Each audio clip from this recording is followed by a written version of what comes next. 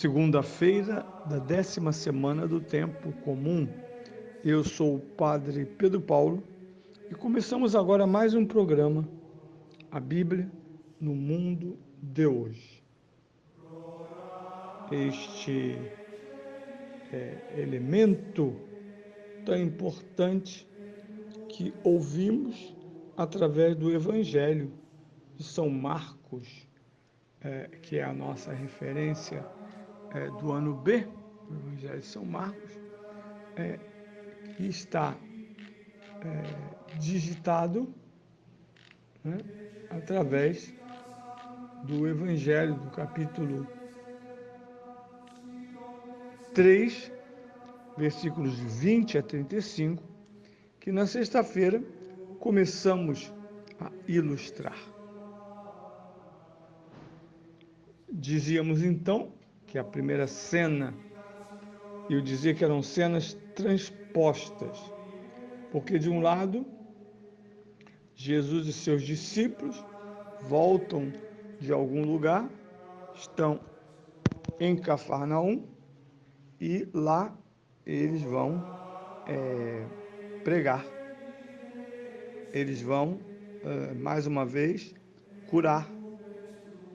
E, sobretudo, o grande poder de Jesus que exorciza os demônios, que distorcem a graça da fé proclamada por Jesus.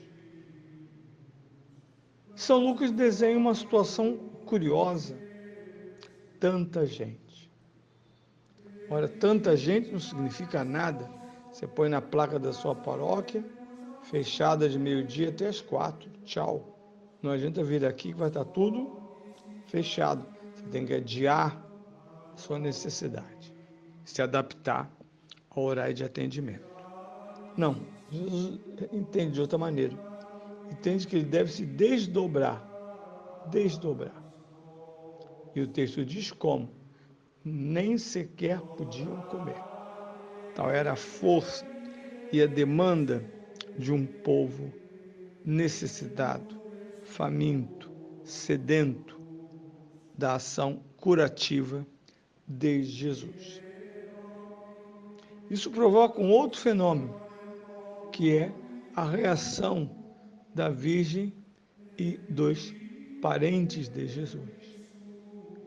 Eles, então, interpretam essa situação como um tal ativismo que já estava alterando a mente de Jesus.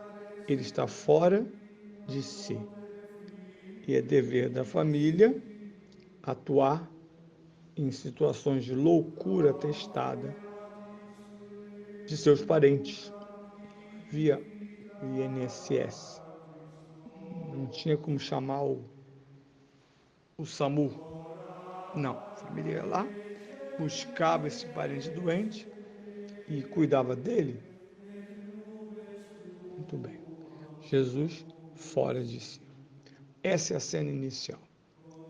Jesus diante do montante de ação que ele deve exercer no meio do povo pobre, no meio dos endemoniados, famintos e doentes, além daqueles que queriam conhecer a verdade, a que o próprio Jesus se referirá no Evangelho de São João como liberdade. A verdade vos libertará.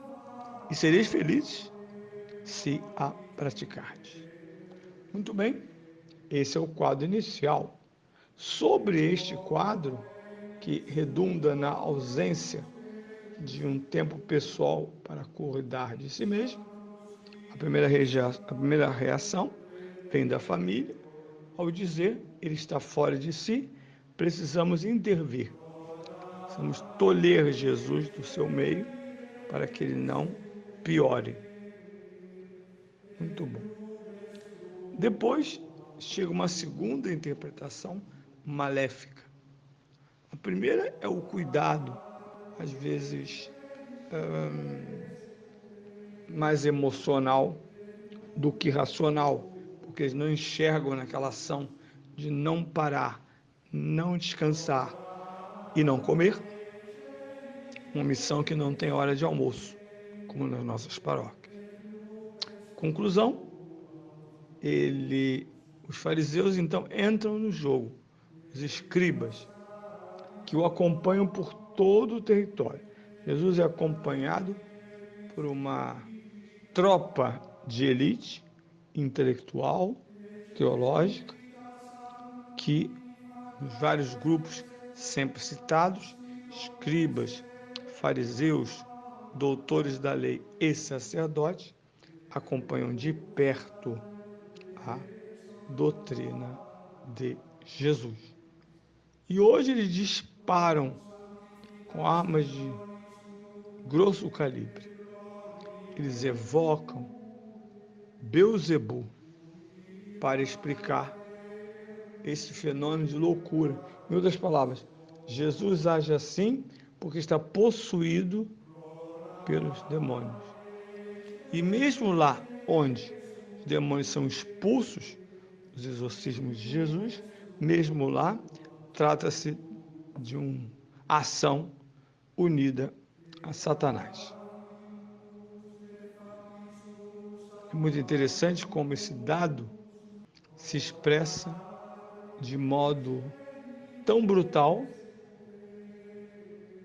que Jesus, então, reage.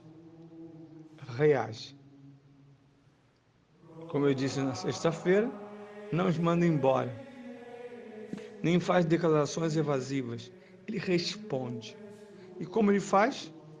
Ele ensina e mantém na sua lista de audiência esses que o acusam de ser Beelzebul expulsando demônios. Uma reação típica de Jesus, que primeiro não tem inimigos mortais. Ninguém está em grau de se opor a Jesus eficazmente. Segundo, trata-se de defender a revelação divina. Por isso, um juízo tão duro e outro sapiencial. Comecemos pelo juízo sapiencial. Quando Jesus simplesmente diz: se Satanás se levanta contra si mesmo e se divide, não pode subsistir, está perdido. Essa é a primeira linha sapiencial.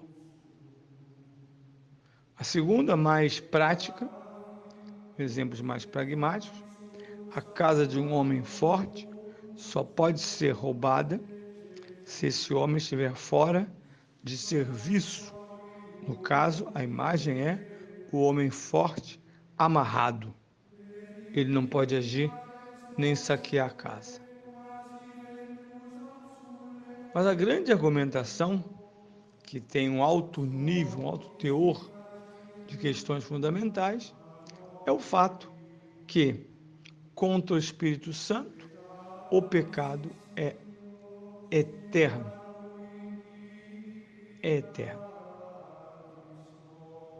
Portanto, dizer que Jesus possui o espírito de Beelzebul, e pelo espírito de Beelzebul ele cura os discípulos, cura os homens, é uma blasfêmia contra o Espírito Santo, porque na medida em que eu reconheço a presença do sacerdócio de Cristo, que exorciza, ensina, cura,